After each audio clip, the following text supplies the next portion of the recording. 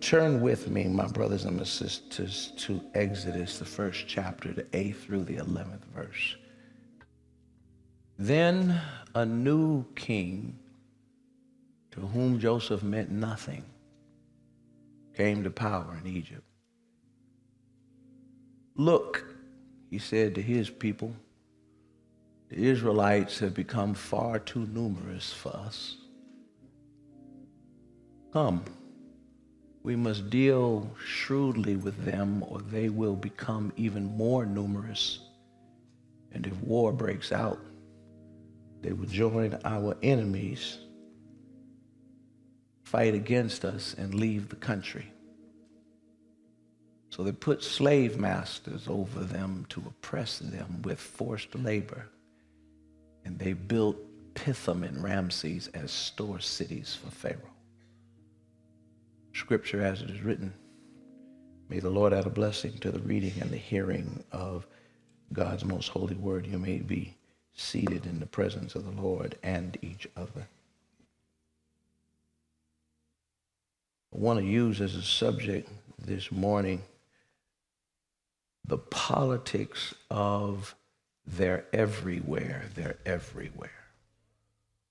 The politics of they're everywhere, they're everywhere. It's one of the most common phrases. You've heard it, you've said it. It falls from the lips of people who feel overwhelmed and surrounded by something, someone that's coming at them, whether it's a swarm of bees in your backyard, or whether it is people moving in the neighborhood. SpongeBob SquarePants used it, Gilligan Island, and the professor and Skipper used it, and they sensed that there were natives that they were afraid of. You know, people who were living on the island before they got there.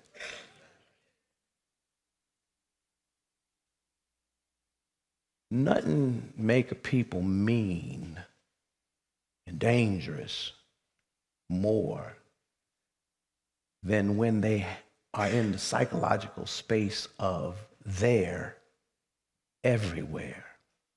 They're everywhere. It is a statement of threat, risk, unease, insecurity, in which you're going to either go into the fight or the flight mode. But nothing makes you rattlesnake mean more than when you allow yourself to slip in to the dark and dangerous psychosis of they're everywhere.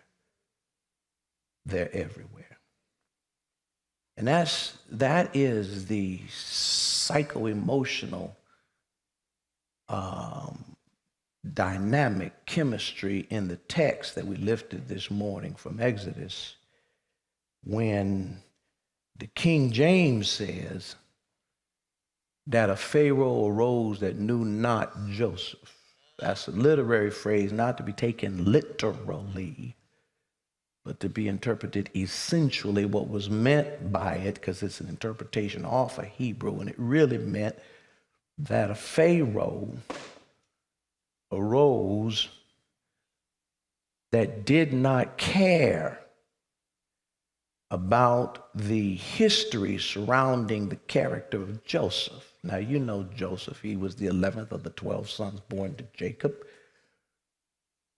Jacob, the covenant bearer of his generation, the trickster, hustler, who the Lord finally got a hold of him, reordered his steps, changed his name to Israel, which meant God is ruling now. And he had 12 sons. The 11th of the 12 was Joseph, the one who had the coat of many colors, which was a wardrobe item that was indicative of the favor that Joseph had with both God and man. By God, because he had the gift of the Onar, the gift of dreams. He had this mysterious endowment, a divine endowment that allowed him to foresee coming events, particularly through the interpretation of people's subconscious musings. When God decided to put a little something on somebody's heart, but to do it when they were asleep. And Joseph was that guy who would come along and interpret your dreams, what they meant. And sometimes our gifts get us in trouble with folks who are not as gifted. Because the reason why the Lord says thou shalt not covet, because there's something on the hard drive of the human spirit where we covet. The grass is always greener. And none of us have a problem with recognition except when it's going too much in someone else's direction. And all that favor of both Jacob as the father and even God getting in on it, giving this boy gifts he didn't give others, aroused this homicidal mindset of his brothers. Am I my brother's keeper? Well, they attempted to be their brother's killer. They modified the plot at the last minute, sold him off into slavery. And while enslaved in Egypt, he became the target of an overheated cougar. Not an alumni of Washington State University,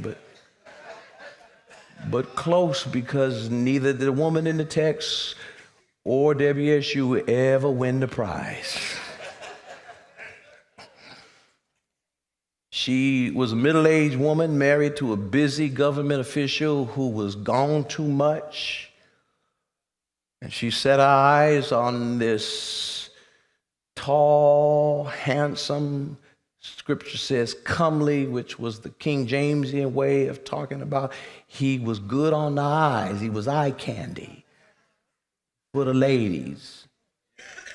He had a firm set to his jaw, broad shoulders, a barrel chest, a plunging waist, thunder thighs. Wrecked that poor woman's nerves. She forgot about the fact that he was young enough to be her child. Cougars don't care. That's why they call them cougars. Went after that boy. He had enough integrity to try and run, but she grabbed his trousers, and he found out the hard way, hell ain't got no fury like a woman scorned. And this was a culture in which when an Egyptian woman cried, a Hebrew boy died. And he was arrested on trumped up charges, pun intended. And from 17 to 30, he did hard labor under the worst conditions until the same gift that got him in trouble got him out of trouble. That's why you got to trust your gift. It'll make room for you. It might put a bullseye on you, but it also open a door for you. And one of the guys he did time with remembered old Joe when the Pharaoh, King Tutian IV, had a dream that none of the native sons of Egypt could interpret for all their privilege and access to the highfalutin school, because they went to the best schools because, you know, they had legacy.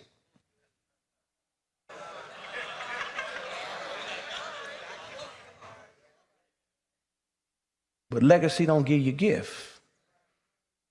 And when they failed to be able to interpret the king's dreams, king didn't care what school you went to. He just, can you get the job done? And the baker remembered that there was a cat he did time with back in the day named Joe, who had the ability to interpret dreams, and Joe came in and Joe did what Joe do.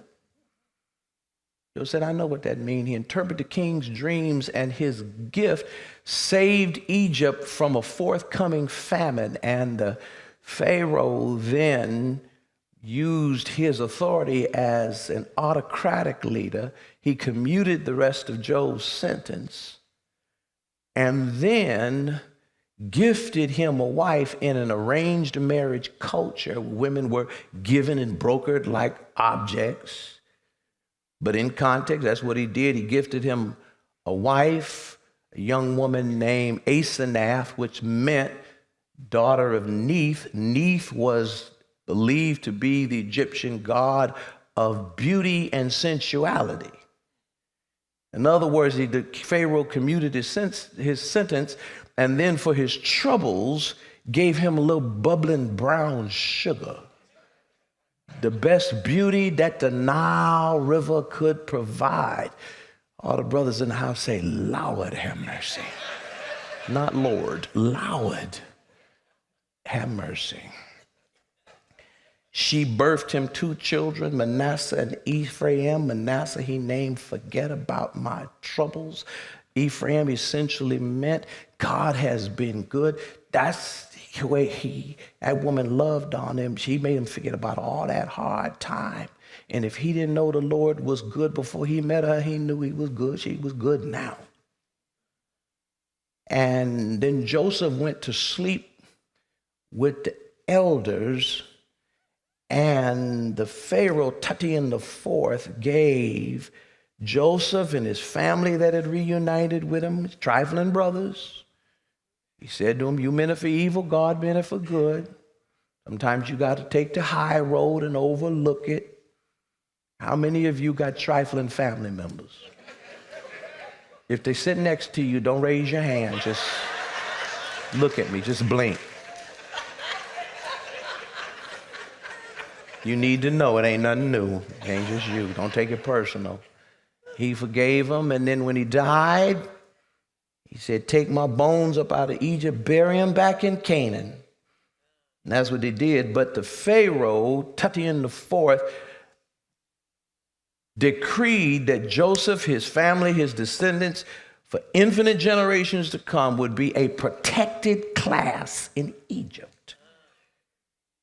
He annexed for them and gifted them the land of Goshen, which was a plush, fertile valley with green pastures and rippling waters that came down from the mountains around them, a place where they could sink roots and raise their cattle and their sheep and their goats and plant their fields and vineyards on the hill slopes to catch the sun. And they could sprawl out and multiply over the years. And God blessed them, and they multiplied and multiplied in these opportune circumstances. Pharaoh taking these migrating people, and he did an affirmative act. He gave them advantageous circumstances where they could grow and catch up to the folks who had been there with favor all along. And they did grow. All they needed was a chance and some space. They plowed their own fields. They planted their own gardens. All the Pharaoh gave them was some space to get in the game. But after generation after generation, after a few generations, after Joseph had gone home to be with the Lord, it said that there arose a Pharaoh. I'm King James in now. That's the hard drive. That's my default. That knew not Joseph. Y'all got time for this? There arose a Pharaoh that knew not Joseph. As the Pharaoh, he had the intel. He knew Joseph. Joseph was taught in the schools. He just didn't care. All previous pharaohs before him honored the fact that Joseph's gift of interpreting Tati IV's dream saved Egypt from collapse during a famine that made them the breadbasket for the Mediterranean world. And out of that, he and his descendants were granted that favor. Perhaps he felt that they had been given enough. It needed to have a sunset on it. Maybe reference to Joseph was taking something away from somebody else. But with the stroke of a pen, literally, the Hebrews went from being a protected class in Egypt to being subjugated categorically as a race and subject to forced labor. Their status changed with the change of administration.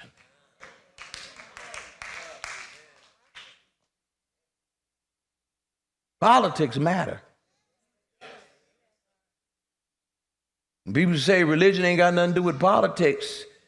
We're in the Bible that's telling us how politics affected the lives of the covenant people of God. because of rose of Pharaoh, who didn't care nothing about any previous acts or arrangements that he didn't like the way he perceived it benefited what was a protected class. His issue, he got stuck on the demographics, which didn't seem to be advantageous to his people because they were multiplying faster than his people. And he looked down the road and said, after a while, there might be more of them than us. That's going to flip the balance of power. And like any true xenophobe, you are fearful of enemies from without, for which you build your army, and fearful of enemies from within, who might strike at your privilege. And he saw them as an enemy from within that might one day go January 6th on them. And then worse, leave them, because while he was afraid of them, he needed them. That's a strange space to be in. I don't like you. I'm afraid of you, but please don't go. Because they're the engine of the economy. He wanted them there in place to be plundered, pillaged, pimped for the benefit of the Egyptians, but never to be able to compete and certainly not surpass. I just want you to play your fiddle and do your dirges and dance and ditties and fetch my water. I ain't never looking to have to go get you no water. And he looked down the road, and the demographic forecast didn't look good to him, so he decided that he was going to change the legal framework in which they lived. And with the stroke of a pen, they went from a protected class in Egypt, were able to thrive when they had a little space, to where they were subjugated and forced labor for the benefit of the Egyptians, who were in the politics of they're everywhere. They're everywhere. And don't you understand, my brothers and my sisters, that is the moment in this United States of America, the land where nothing's free and where they killed the brave. I'm talking about Geronimo, Cochise, and Sitting Bull. And add to it the Duanamish, who taught Denny and the fellas how to fish these waters and survive. And as soon as they learned it, they went around and burned their villages down when they went out on their annual whale hunt. So they had to get in their canoes and then sail down to the port of Seattle and beg from work from the inhospitable guests that flipped the script on them, because they don't ever want to coexist with anybody. They just want it all.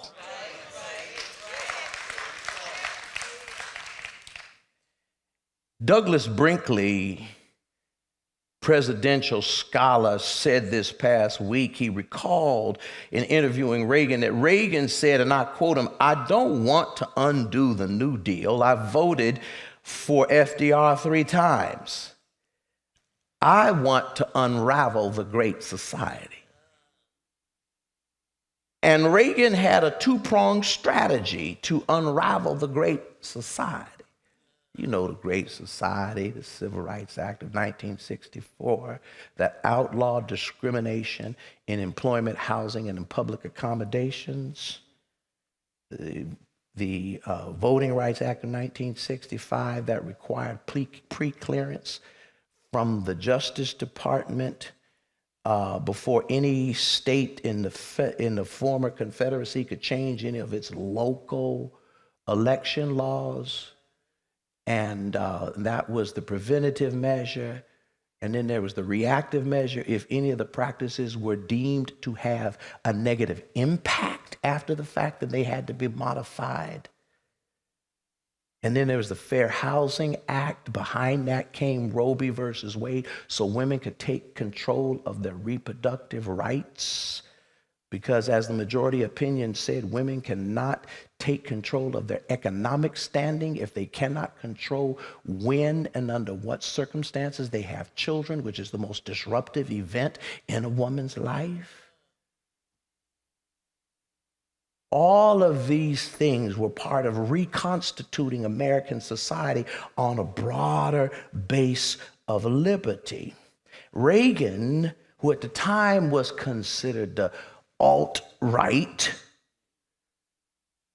wanted to undo the Great Society program and turn it back to 1950 America.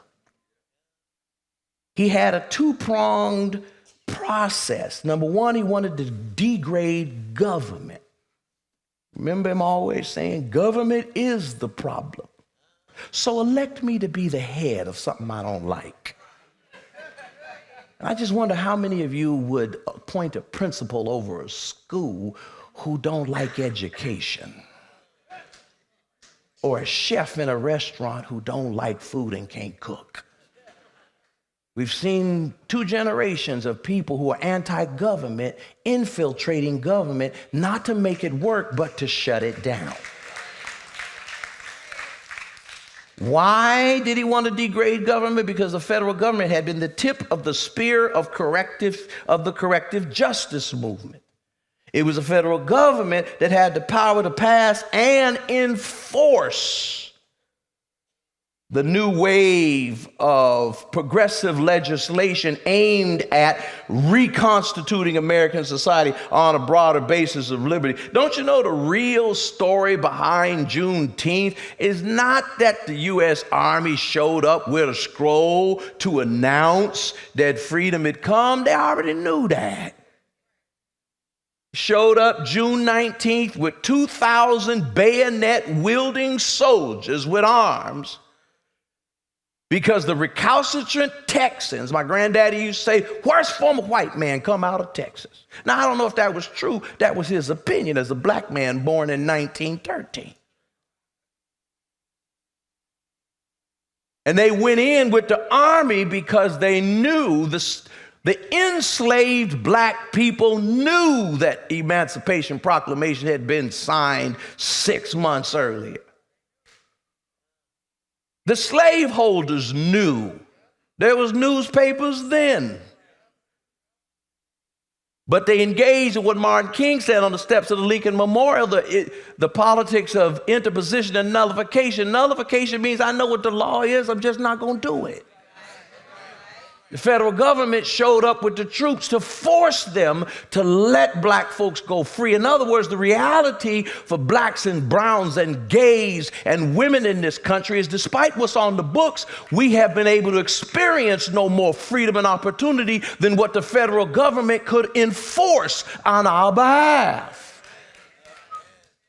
And therefore, the resentment grew between those who historically had privilege, didn't want to surrender their privileges, and the federal government, because the federal government kept broadening the base of opportunity, taking away their bennies in their mind.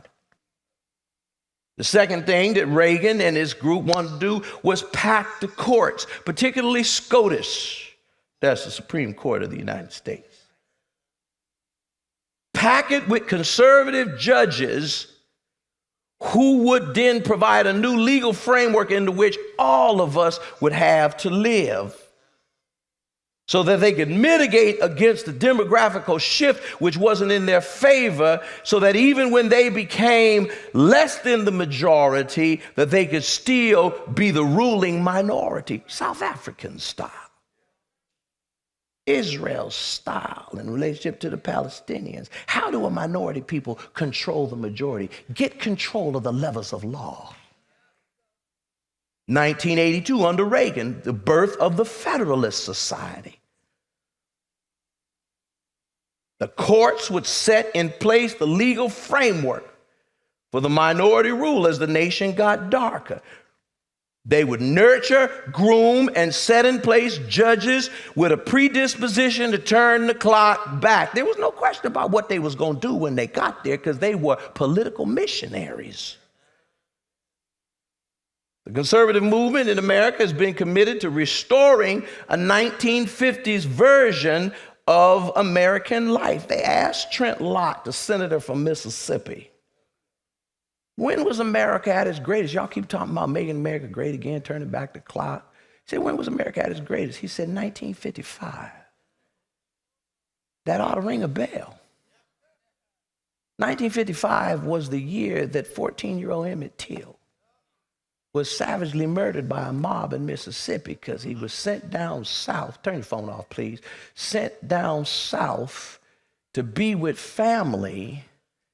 And they didn't school him on the mores of the dirty South.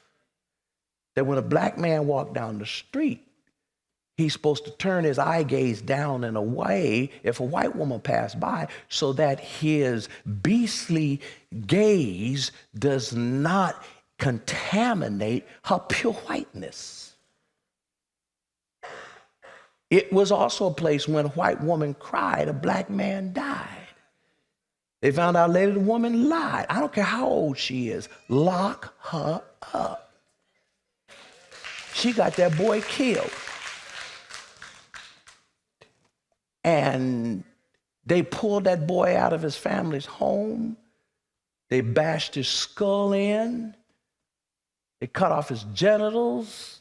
They pulled his eye out. They took a farm instrument, a weighted instrument, threw him in the Techachi River till his body washed up along some lonely riverbank. Trent Lott thinks that that iteration of America was great. Ooh. And the Roberts Court has supercharged now with Federalist Society-approved judges, Gorsuch, Kavanaugh, Comey, Amy Coney Barrett, and they've been busy little bees deconstructing all of the work of the past 70 years to make this nation, all the work we've done to make this nation a more perfect union. They have been busily turning us back the clock. Put that one slide up there of all the things this Roberts Court has done. I think it's slide number 4. Slide number 4. That one. This court has limited LGBTQ rights and protections. This court has struck down affirmative action in colleges. This court has overturned Roe v. versus Wade. This court has expanded gun rights. This court has curbed environmental protections. And when Reagan came in the White House, the first thing he did was take down the solar panels that Jimmy Carter put on the roof of the White House to signal to the fossil fuel industry, I got your back. Those are the main things that this court has done, in addition to striking down Biden's plan to forgive student loans. Now, SCOTUS, y'all sure you got time for this? I ain't gonna holler at you today. I just want to talk to you. I just want to talk to you today. You can get up and walk out if you want to, but we will take notice. We're gonna ask you next why you left. SCOTUS ruled that a web page designer can refuse service to serve a same-sex couple because they don't like what they are. They didn't do it as religious freedom. They didn't go down that road. They did it as freedom of speech, that you can't force me to say something that I don't agree with. Now think about this for a second. SCOTUS ruled that a business with a business license that you get from the public to serve the public. We ain't talking about what you as an individual can say out your own mouth in the privacy of your own. We're talking about a business that has gotten a license from the public to serve the public. They ruled that they can discriminate against a protected class of people. Blacks, women, racial minorities, sexual minorities, this is a protected class, protected from discrimination. That they now, a business, can refuse service to parts of the public they don't want to serve. In other words, they said they have now gutted, the same court that gutted the pre-clearance of the Voting Rights Act, has now gutted, for all intent and purposes, parts of the 1964 Civil Rights Act, which said you cannot discriminate in the marketplace. If you open for business, you got to serve everybody. You have the right to refuse somebody who comes in and wants you to do some hate speech, to use the N-word on a t-shirt. No, that's hate speech. Hate speech ain't protected. You can't yell fire in a crowded movie theater up in here. But if you open for business, whether it's changing tires on a car, doing an oil change, serving seafood, or doing a web design, if you open to the public, you got to serve the public, and you can't tell certain parts of the public that you don't like, you ain't going to serve them, because the Civil Rights Act of 1964 protected them from that kind of discrimination. As Ruth Bader Ginsburg said, that a dollar in the hand of black is supposed to be able to go just as far as a dollar in the hand of white, and a dollar in the hand of a gay person is supposed to buy just as much service as a dollar in the hand of a heterosexual person. I'm sure every pilot that flies a plane don't like everybody on board, and I'm sure every restaurant that serves food don't like everybody sitting at the table, and I know every preacher that preaches a sermon don't like everybody they got to preach to, but if you open for service, you open for all.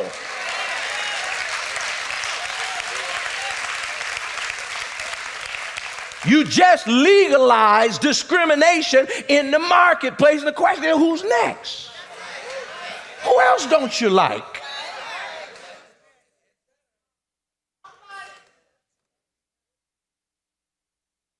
There are right now 192 anti-LGBTQ laws up for consideration, according to the ACLU. In Florida, Rick DeSanchez, who is the smarter version of Trump, which means he'd be more dangerous, has just put forth a bill that allows health professionals to deny service to LGBTQ people. I don't want to touch you.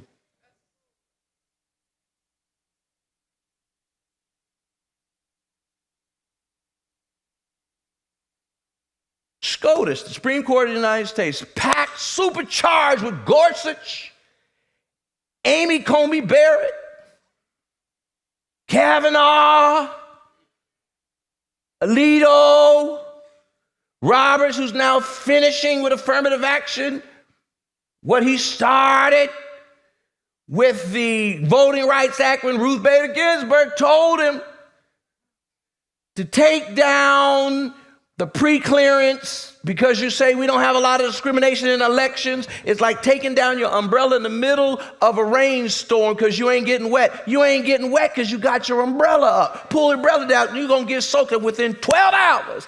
After they gutted the Voting Rights Act, every single one of the former states of the Confederacy filed for laws to change their local voting rights to suppress the black vote, including 7 other northern states, and now today 44 out of 50 states. Folks are moving to make sure that everybody can't vote the same. And now they move to block the forgiveness of student loan debt. $700 billion of debt was forgiven to corporations during COVID through the PPP program. 700, without an act of Congress. They approved the PPP program, but the forgiveness did not require an act of Congress. Why? Because it went to corporations. That's them. 700 billion, 700.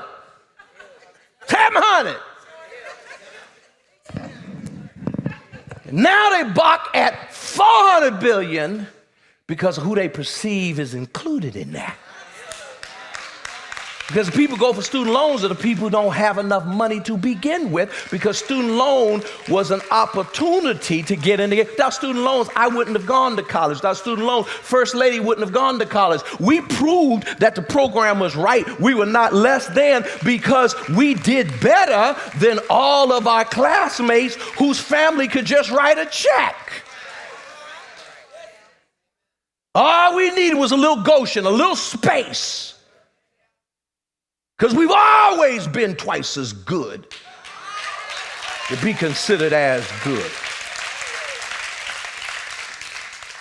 The only exception of someone inferior getting a job because of race was Clarence Thomas. Because America has always loved a black man who could talk white better than white folks.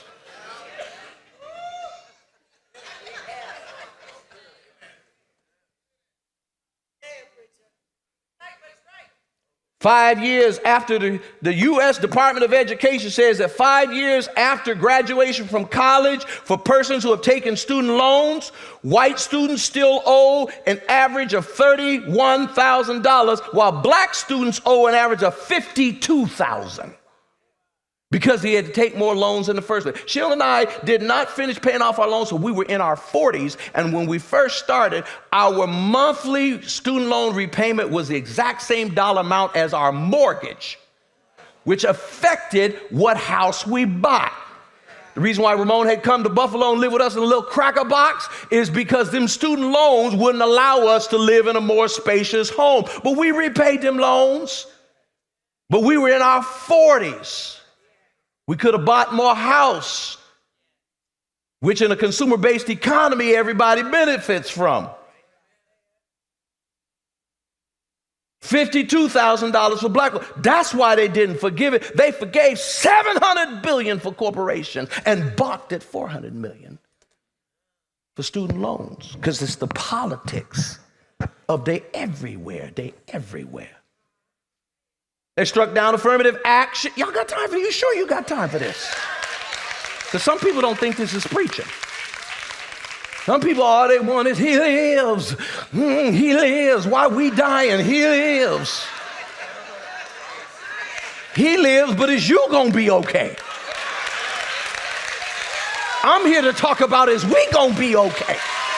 I know he lives because he got all power.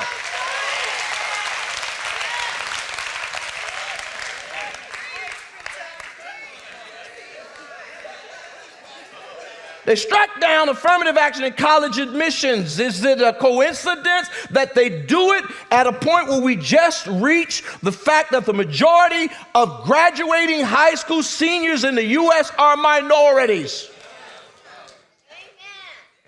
For the first time in history, we are now the majority of graduating seniors. There are blacks and browns and yellows and reds.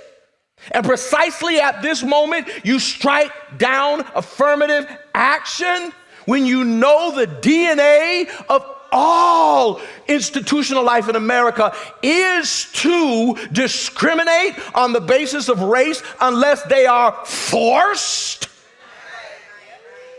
to include us, not allow us in because we're black, but to include it in the conversation as another factor. They struck it down because these institutions are the gateway to corporate, civic, political leadership and prominence. Put that slide up there showing those circles.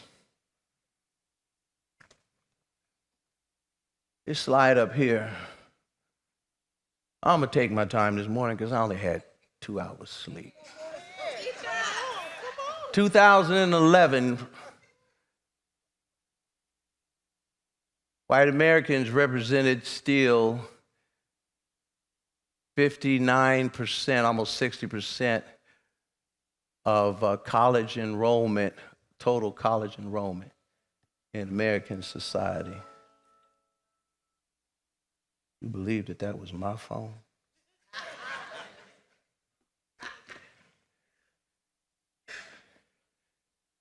By 2020, you see the change. The Hispanics, whose population has exploded, now their largest minority.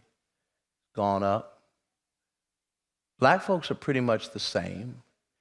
Asian has gone up significantly. Other stays the same. So the Asian and Hispanic population and parts of the college pool has changed. Some of the Asian groups, Asian conservative groups, felt that we taken something from them. We've stayed the same. If anything, white folks should be feeling that Asians are taking something from them. But this country does a good job at dividing and conquering. Black folk ain't never took nothing from nobody.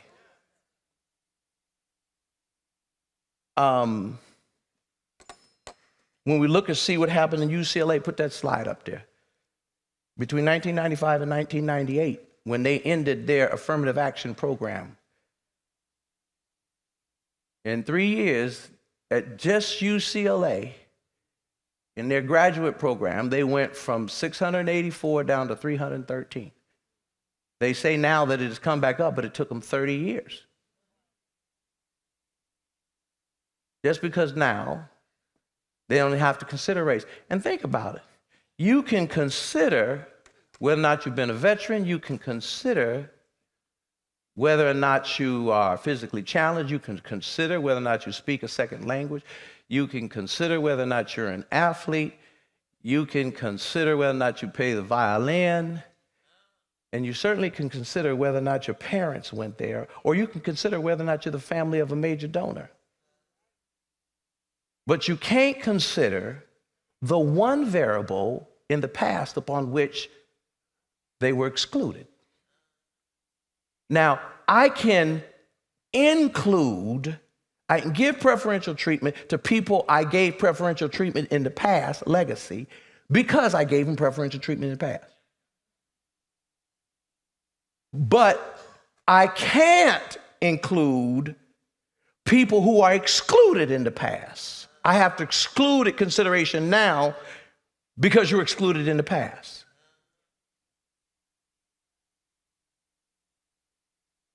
But show you America, the land where nothing's free and they killed the brave. Why they say you can't bring up race in college recruitment, which is the gateway to who's going to be our corporate, economic, and civic leaders. Am I right, Brent? They made an exception that they excluded the military from affirmative action ban. Why? Because they can't field a volunteer army in this nation without black and brown bodies. Why?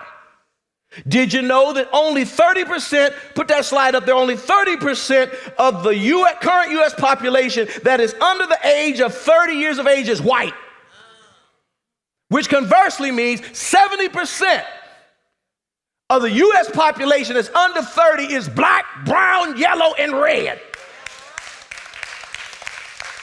So in the age where you are eligible for military service,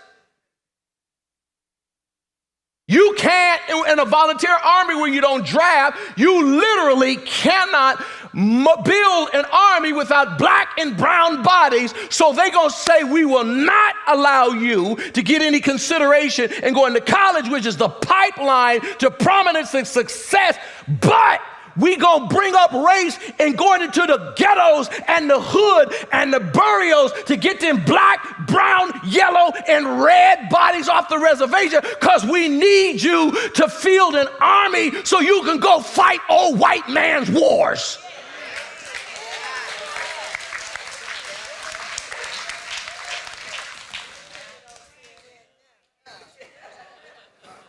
This is America. That's why Langston Hughes said, America ain't never been America to me. And yet I swear this oath. America will be. They ain't preaching this up down 108th. They preachers ain't got nothing to say.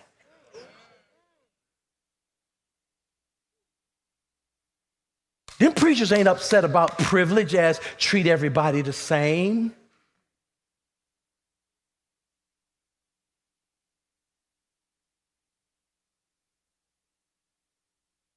There's a policy that's both cynical and blatantly racist to ban any reference to race in college admission, which is a gateway to prominence, but make it fair game when it comes to the military. It's blatantly racist, even if you can get a few of our confused Asian brothers and sisters to go along with you. And I say brothers and sisters, they are brothers and sisters. Most of them got it right. But you know, every race got a few folks whose elevator don't go all the way to the top.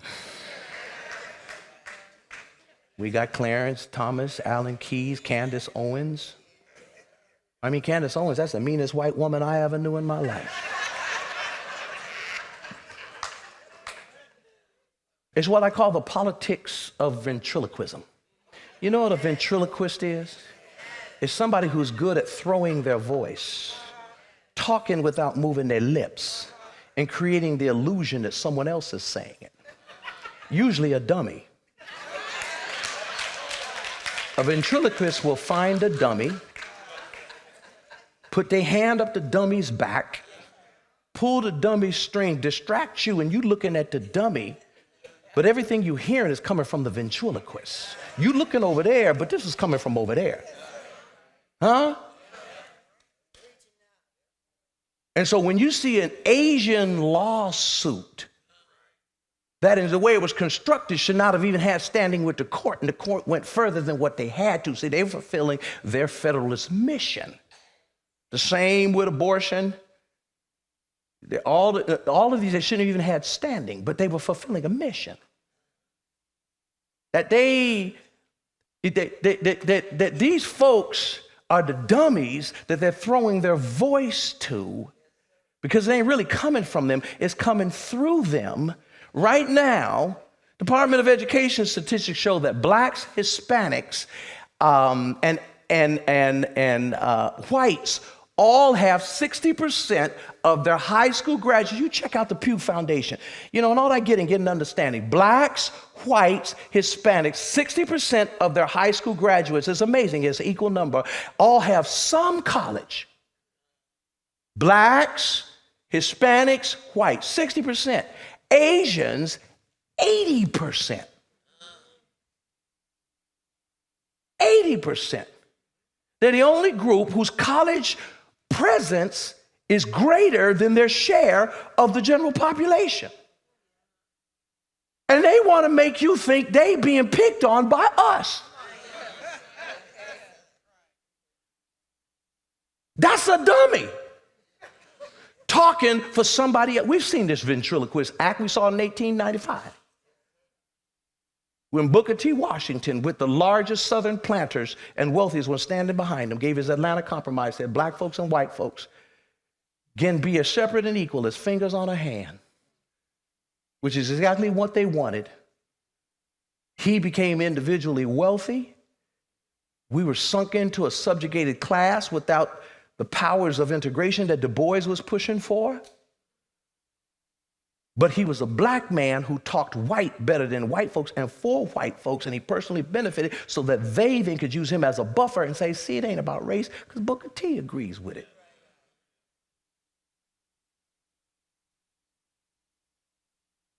Right now in American society, white Christians are down to 41% of Americans, white Christians. White evangelicals are only 14% of the U.S. population. But 75% of the Republican coalition is white. Which means that through the Supreme Court of the United States, American society is experiencing what I call the tyranny of the minority.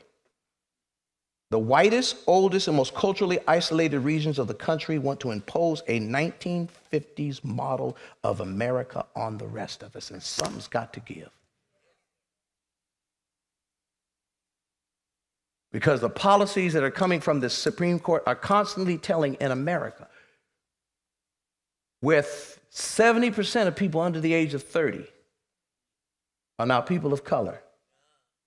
Every year when people have their 18th birthday, 70% of them are people of color who don't support the agenda of the Republican Party, which is why some of them want to raise the voting age.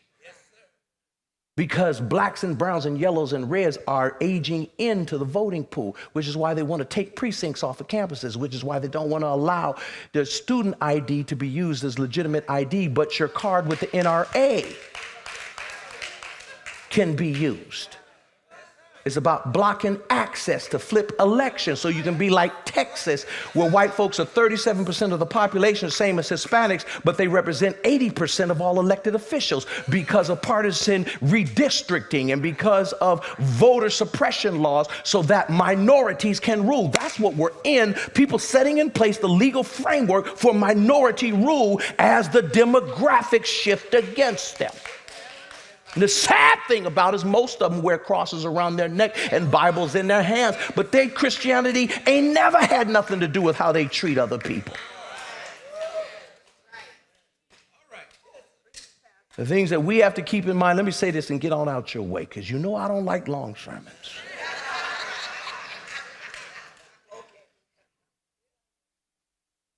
We need to remember elections matter. And as Christians, we are called to be citizens of two kingdoms. Kingdom in heaven and the kingdom on earth, rendering unto Caesar what is Caesar's, unto God, and unto God is God's. And we are never to be so heavenly bound we're of no earthly good. Those black folks and those Jesus-loving folk who sit in our churches have come over a way that with tears has been watered and tread a path through the blood of the slaughtered. Talking about, I don't want to get involved with politics. Well, politics is going to get involved in your life.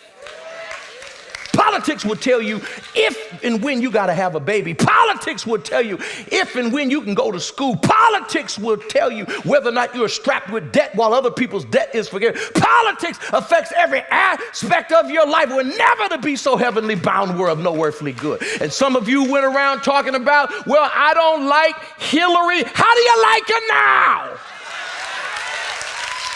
We are living in the foolishness of 2016. Politics is not who you like or want to have a beer with. You ain't going to drink with none of them folk. Whose agenda represents your people's agenda and interest. There's a difference between a flawed friend and a real enemy.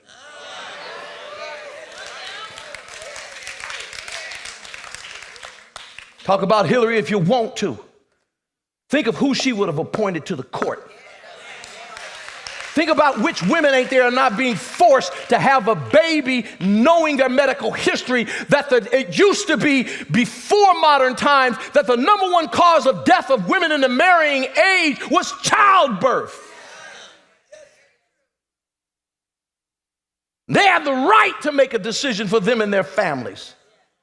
And a family that's barely staying afloat now with the children that they have and a child with special needs that's taking everything they have, then some. And because she gets pregnant again, you gonna tell her she has to have that baby because you want her to have that baby. You ain't gonna feed it. You ain't gonna clothe it. You ain't gonna raise it. It's not about if you believe in abortion.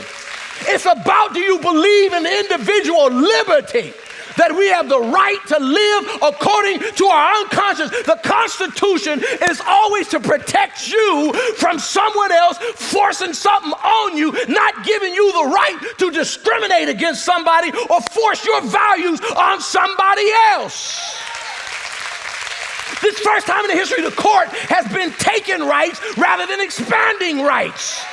And weaponizing religious freedom as if we're supposed to be free to discriminate against somebody.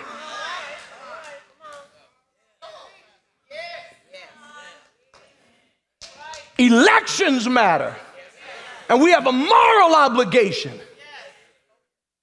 to play our part in trying to make this a more perfect union, because by default, we allowed a narcissistic, amoral, mentally ill-tempered gangster tethered with the powers of the U.S. presidency to degrade our democracy and to undermine our lives. Elections matter. 2, Remember this, evil never retires, it just regroups. After the Civil War, after they refused to hang all the people in the Confederacy, starting with Robert E. Lee, because treason, people are supposed to hang. They're supposed to hang. I believe I'm nonviolent, but they're not.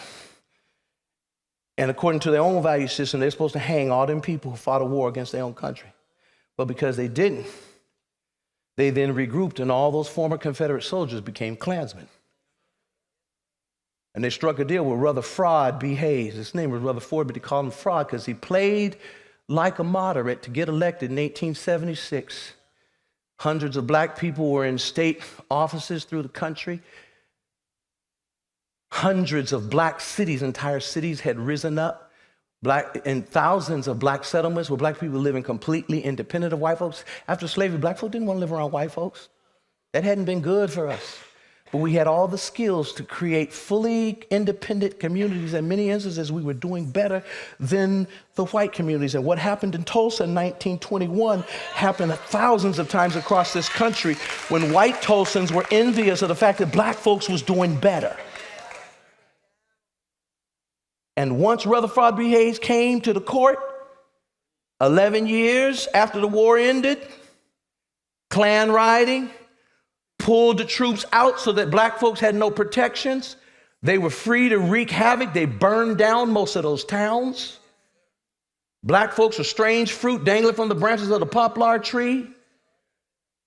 They marched Booker T. Washington out as a dummy in 1895. By 1896, Plessy versus Ferguson, the lights went out for 58 years to Brown versus the Board of Education. They just regrouped.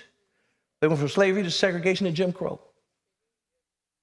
After the era of the Civil Rights Movement, Voting Rights Act, Civil Rights Act of 1964, Fair Housing Act, Roe v. versus Wade, giving women, minorities, LGBT coming out the closet, giving them rights and protection. They didn't retire.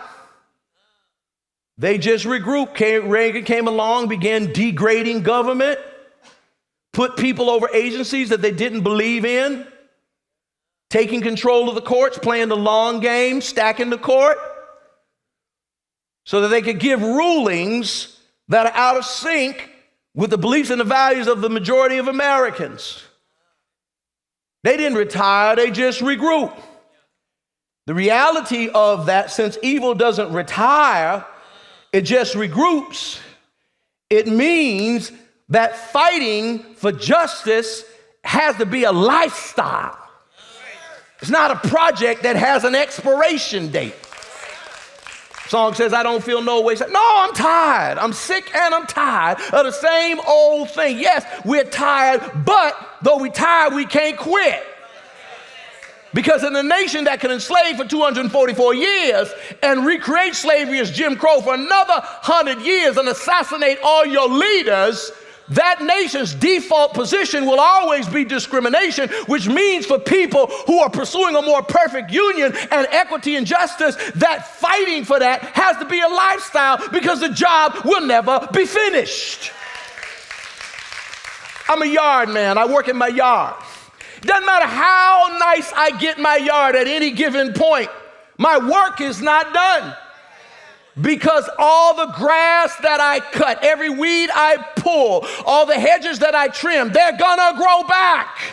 Working in my yard is a lifestyle because it's never over. We say I'm on the battlefield for my Lord, and I promise him that I will serve him till I die. Why? Because until I die, I need to serve him. Paul said, I fought a good fight. I finished my course. He didn't say the fight is finished. He just said, I'm old and I'm done. I'm going to be with the Lord. But until I'm done, for me to live is Christ. And for me to live is Christ, which means I got to keep my hand to the plow and keep pushing, because the work is never done, because evil never quits. It only regroups. Every generation's got to fight this fight.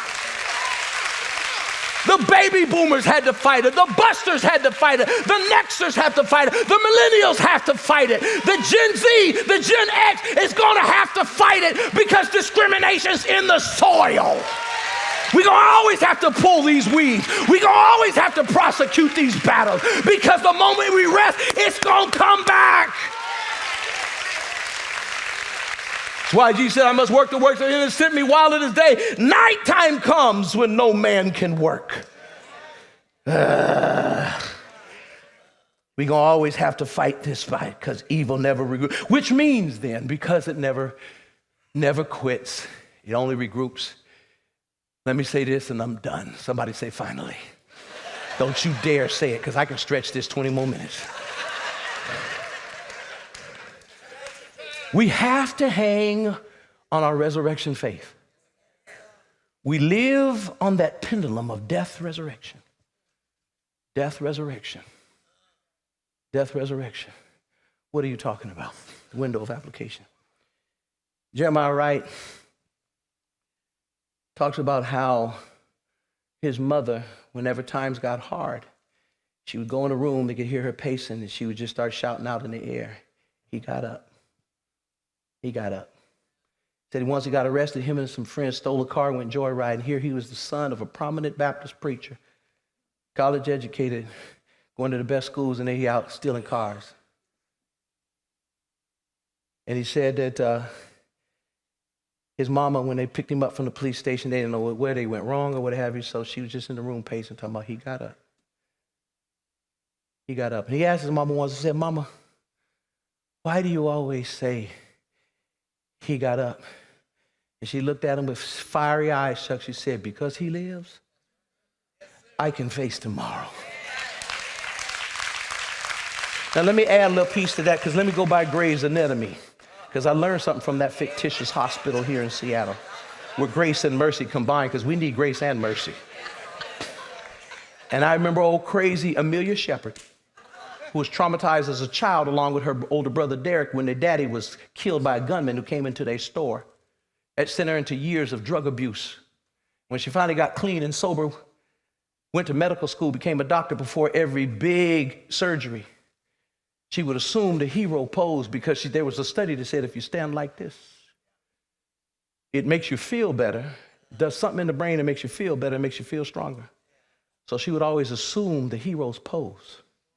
And so I got to stop by Jeremiah Wright's house and Amelia Shepherd's house, because this whole last week I've been looking at the TV screen, yelling at it, getting so upset. The only way I could calibrate my spirit and come back to a sense of empowerment and not feel like a victim and not get hopeless, because if you feel helpless, you feel hopeless. But so that I can feel I have some agency, I had to stand in front of the TV today. I came down in the sanctuary last night when the custodian got done, and I just turned on the lights and I stood here like this. And then I went and got Jeremiah Wright, and so I just shouted at the cross and said, he got up. He got up. I just stopped by to tell you this morning, despite the Supreme Court, he got up. He got up. Despite that despite the fact that Trump is 30 points ahead of his nearest Republican rival and will probably be their nominee, he got up. Despite the fentanyl scourge and homelessness taking over our cities and all the problems that presents, he got up. Despite the broadening of the war in Ukraine and the threat of nuclear fallout, he got up. And despite of what's going on in your life with your medical problems, your financial problems, and whoever is driving you crazy in your life and who owes you money and won't pay you back, I dare you to go home today, look at their pictures on the wall, and just say, he got up. And because he lives, I can face tomorrow. I said, because he lives, my fears are gone. I know who holds my future. And my life is worth living just because he lives. Have I got a witness? The bills may be due and you don't know where the money's coming from. Just assume the position and say, he got up. Have I got a witness? Arthritis may have one knee, writers have the other. So just wave your hand and say, all I know is he got up. Have I got a witness?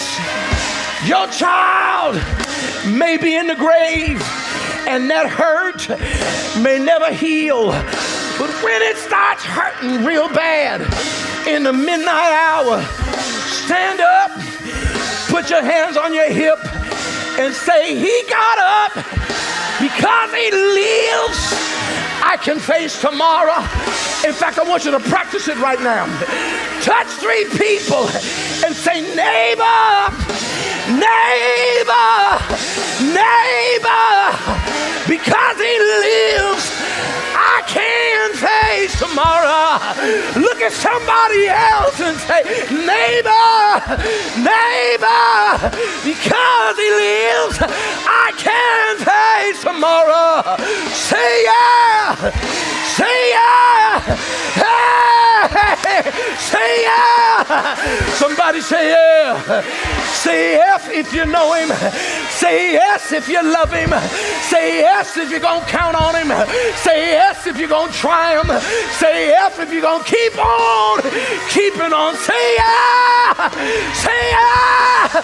Say yeah.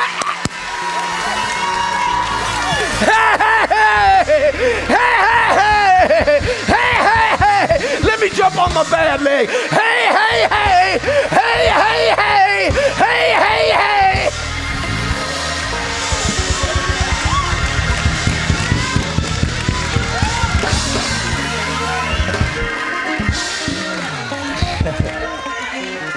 I got to call on the elders. I'm talking about Aileen Bryant. I still have joy. I still have joy. After all the things I've been through, I still have joy. I still have joy. I still have joy. After all the things we've been through, we still have joy.